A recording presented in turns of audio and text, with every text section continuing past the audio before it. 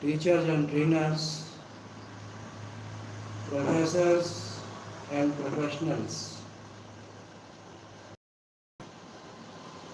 those who are studying language, literature and grammar. I, Dr. Rakesh from USC, heartily, cordially welcome all of you. It is nice time, nice place that you are listening the words of literature through sound patterns. Literature represents the best and finest expression of human thoughts,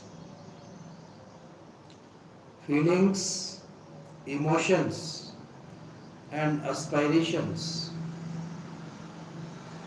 It also represents the most effective use of language. More often, writers make the most ordinary day-to-day things and events appear striking, beautiful, or mysterious. This is done by the artistic use of language. Creative writers use literary devices which, though they are based on patterns and usages that exist in the language, are more typical of literature than of common everyday speech or writing. It is not as if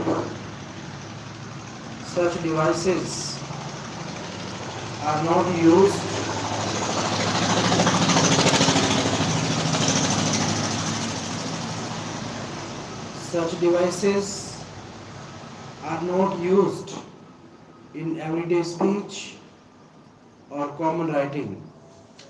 As a matter of fact, they are used in conversations, personal letters, journalistic writing, etc. But their use is less frequent than in literary works. It is this greater frequency of their use and the sustained manner in which creative writers use these literary devices that constitute the difference between common everyday language and literary language. The choice of particular literary devices as well as the frequency of their use also marks what we call the style of a writer. It must be remembered that when a person speaks or writes in day-to-day context, we refer to it as manner of speaking or manner of writing. But when a writer does it in a sustained manner, we refer to it as his or her style. We also must remember that no writer uses one literary device or the other all the time. Writers choose devices that would produce the maximum effect and are best suited to the subject or theme or situation. These devices are intended to produce certain artistic effects in a literary work. The term rhythm refers to a movement that recurs at regular intervals of time. English has what we call a stress timed rhythm, which means that the stressed syllables come at approximately equal intervals of time, regardless of the number of the intervening unstressed syllables. Take a sentence like a change of air would do you good are marked with a sign placed before them. Here we have 8 syllables, of which 4 are stressed, and they come at equal intervals of time. So we have a rhythmic consisting of unstressed syllables and stressed syllables coming alternatively. A change of air would do good. U, I, UI, UI, UI. U represents an unstressed syllable. I represent a stressed syllable. This kind of rhythm is quite common in poetry and is called Iambic pentameter. Meter is the term used to indicate the number of stressed syllables that form the beats and the arrangement of stressed and unstressed syllables in each line of a poem. So we say the line given below, the line given above, if it happens to be a line of poetry, has 4 beats or 4 feet. If we have a pattern in which one weak or unstressed syllable is followed by one strong or stressed syllable, we call it Iambic meter. Most English poetry is written in this meter, and one has to understand and appreciate the metrical patterns in order to appreciate and enjoy poetry.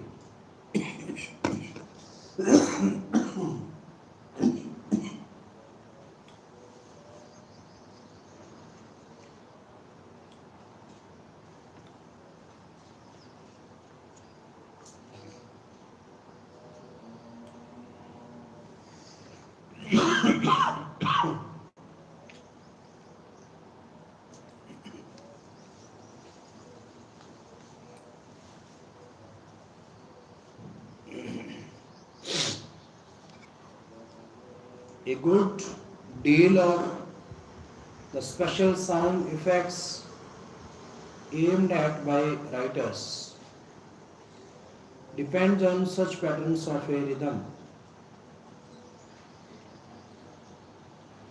For example, notice the Iambic meter in these lines from Coleridge's famous poem, The Rime of the Ancient Mariner. The bridegroom's doors are opened wide, and I am next of kin. The guests are met, the feast is set. May first hear the merry din.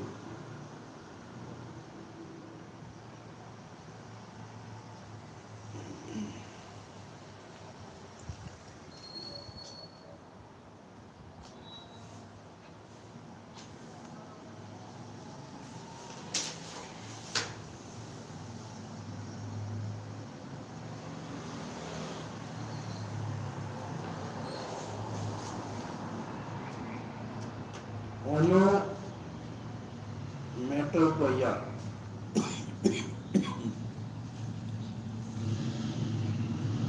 Language has an imitative or suggestive when we form words that are like natural sounds. This is called onomatopoeia. For example, the word cuckoo is used to name the bird that makes that sound. Notice the use of onomatopoeia in the following passage. It should be remembered, however, that there is no fixed one-to-one correspondence between natural sounds and the words that a language uses for them. As a matter of fact, different languages hear natural sounds differently and represent them through words differently. While for a speaker of English words chop, another language might represent the sound made by birds differently.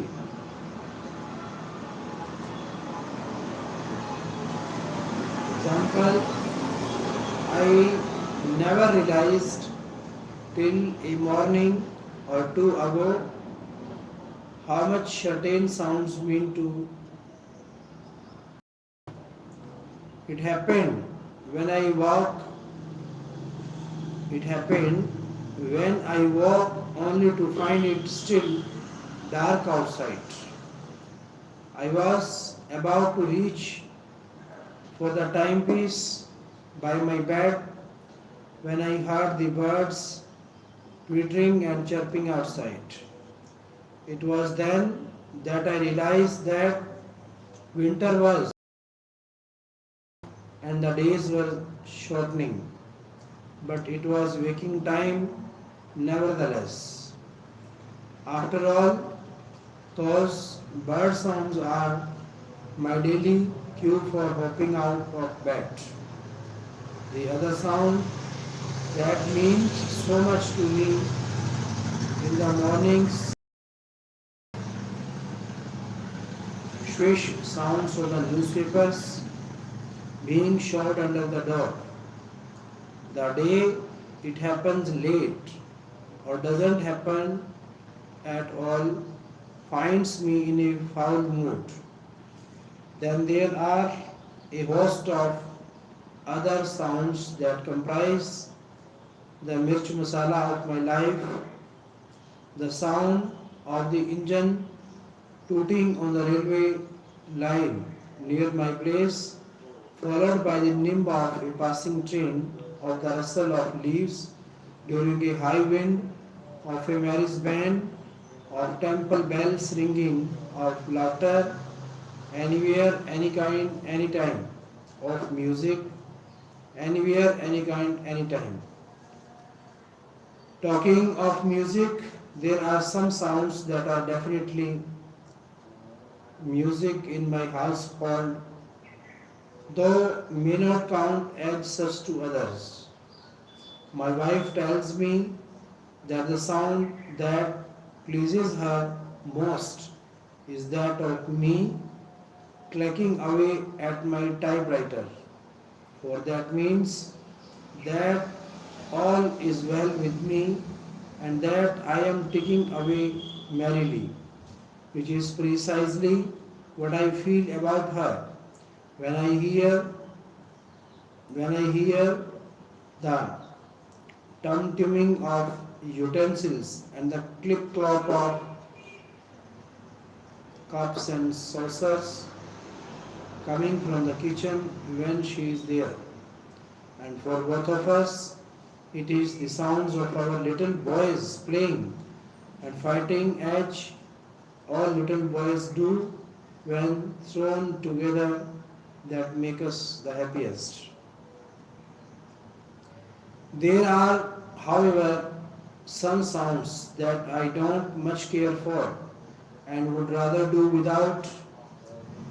One, the ring of the direct internal line that connects me with my boss. Though he is a thoroughly nice chap, that ring somehow keys me up, for you never know what's coming your way. Another is the half gurgling sound my car gives, a sound that immediately brings visions of a DTC journey to office that day. And of course, the sound of mosquitoes buzzing close to your ear, of people quarreling, and the noise of heavy traffic. I live in a multi-storied complex with nearly 900 flats closely knitted together, and by virtue of this fact, I have come across two specific sounds that never fail to thrill me. One is when suddenly the electricity is restored after a longest power cut, especially at night, a big combined whoop of joy originating from every flat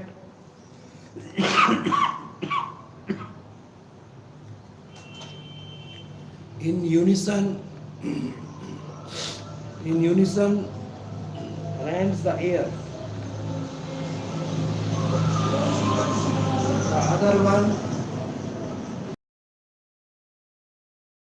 the other one is the combined laughter from every flat whenever something funny takes place on a television program.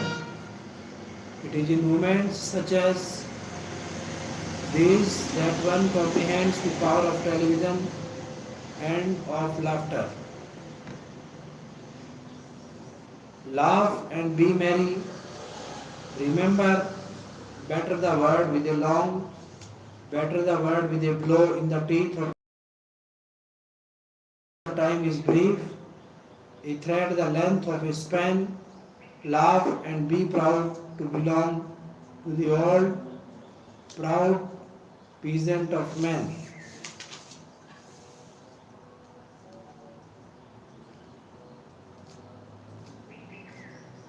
Alliteration, the appearance of the same sound at the beginning of two or more words that are next to or close to each other. For example, the furrow followed free.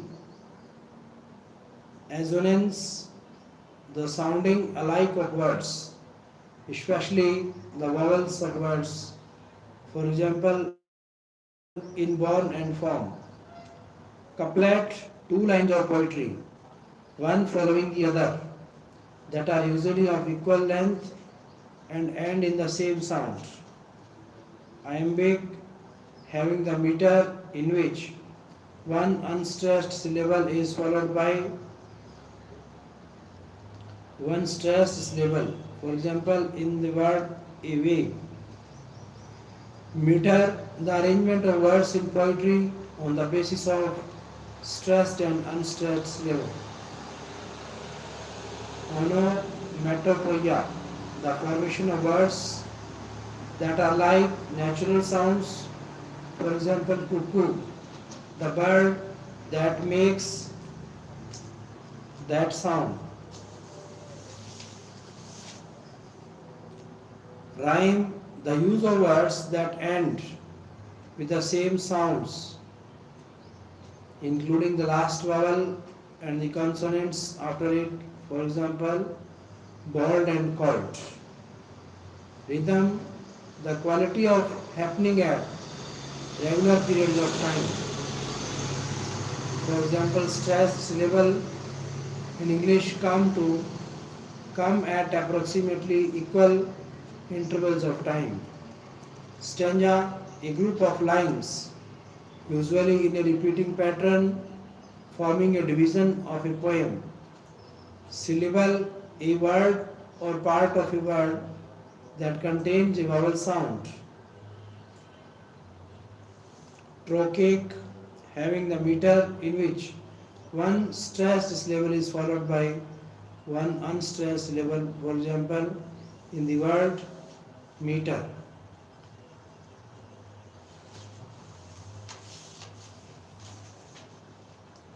Simile, A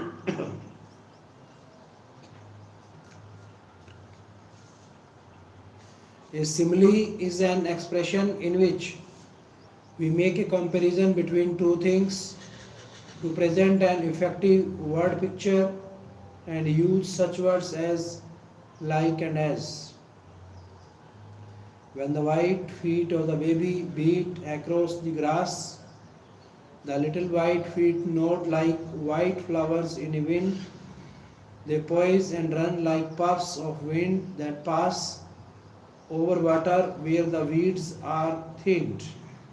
From D.H. Lawrence, Baby Running Barefoot.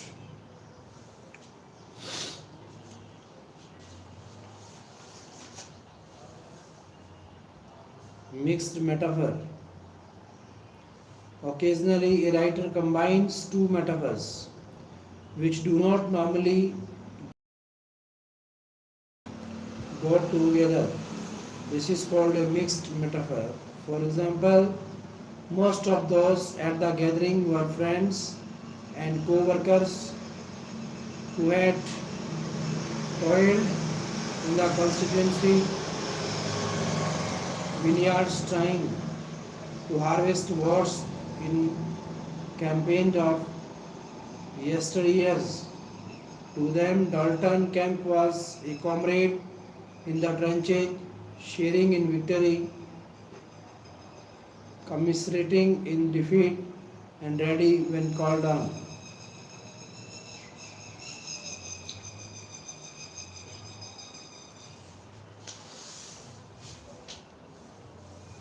Synecdoche. Synecdoche is a figure of speech in which a part of an object refers to the whole or the whole to a part. Example, H. Mike got wheels.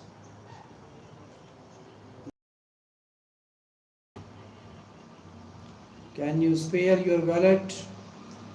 He is skilled at twisting another person's arm.